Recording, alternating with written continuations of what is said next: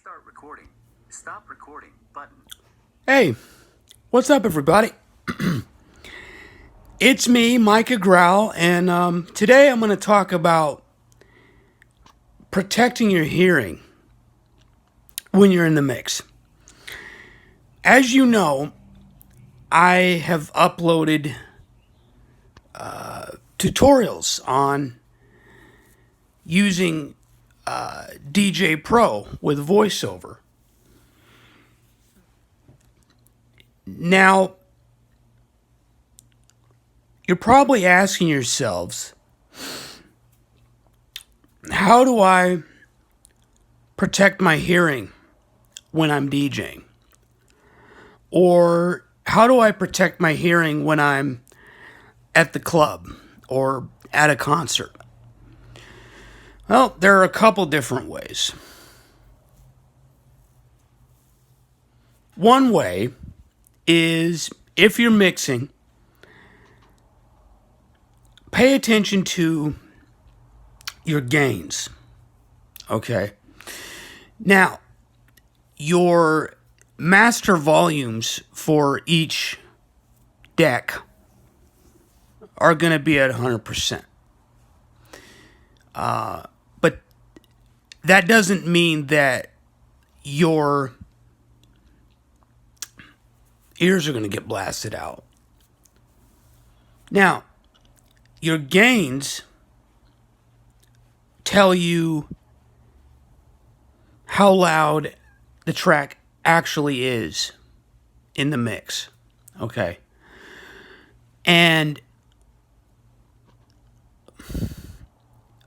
if you're using any software like DJ Pro or Serato or, Record Box or what have you, you want to make sure to have the audio limiter checkbox checked. Because what that's going to do is that's going to adjust the playback volume to the same level for each track. Now, the numbers on your gain are going to vary, okay? So one track could be at 23% and the other track could be at 30%. Now, the reason that is because maybe you have a track that is produced in a lower quality file format.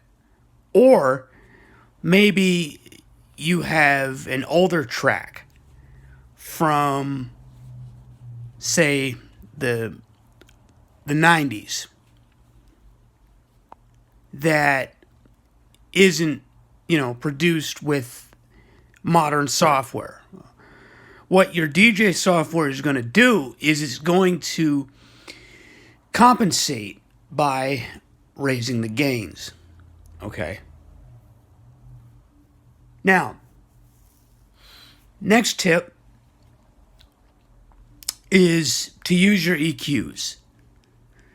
Specifically, your low-end EQs. Now, when someone loses their hearing, the high end dies first. All right. So you lose your higher frequencies first. Now, the reason you want to lower your low EQs specifically is because your low EQs, control your bass. And the bass, the kick drums and all that, is the main thing that you're going to constantly hear in a track. Unless you're at a breakdown where there's a melody, there's almost always going to be a kick drum or a combination of kick and clap. Okay. So when you lower your EQs, that will take the low end out of the mix, but it will also protect you because your ears won't be subjected to that constant sound as much. All right. Now, a lot of people think that ear fatigue is when your ears physically get tired from having things in them. No. That's not what ear fatigue is. Okay. Ear fatigue is when you start to not notice certain sounds in music. And if you listen long enough, your ears might even ring. Now look, from the research I've done, this is not permanent hearing loss. It's what's known as temporary hearing loss. So at that point, what you want to do is you want to stop listening to music. You know, maybe listen to a podcast at that point, or listen to something that doesn't have any music in it, because you want to give your ears as much of a break as you possibly can. Now, if you're DJing with speakers, of course you want to use hearing protection, like earplugs, or maybe use in-ear monitors or something. Now, I wouldn't recommend using the over-ear headphones or the over-ear ear defenders, because those don't actually create a seal inside of your ear canal. Okay?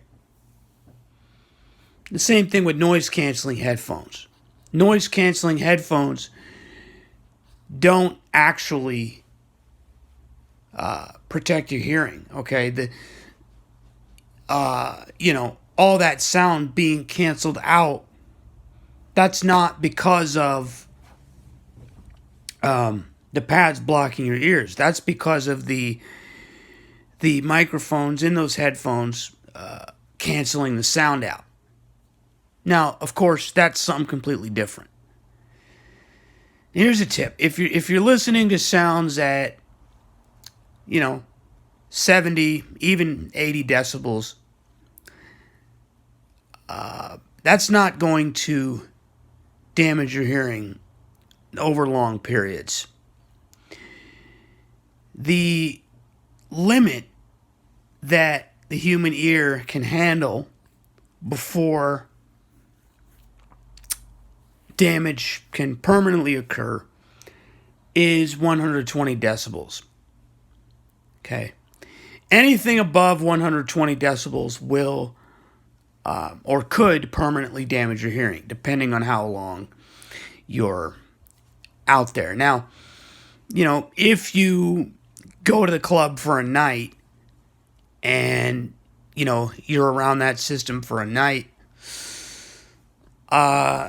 you shouldn't have a problem. You might experience temporary hearing loss. You might experience ringing, but it will eventually go away. However, if you're at the club for 2 weeks straight, listening to sounds at over 120 decibels, then you're going to have a problem. All right. Now, if you want a decibel meter, if you have an Apple Watch, just go ahead and click on the Noise app,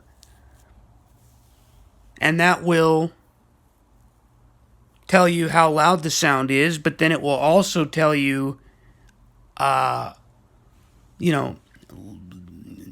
long-term exposure to sounds at this level should not affect your hearing. And the decibel meter in the Apple Watch is as accurate as a dedicated piece of hardware.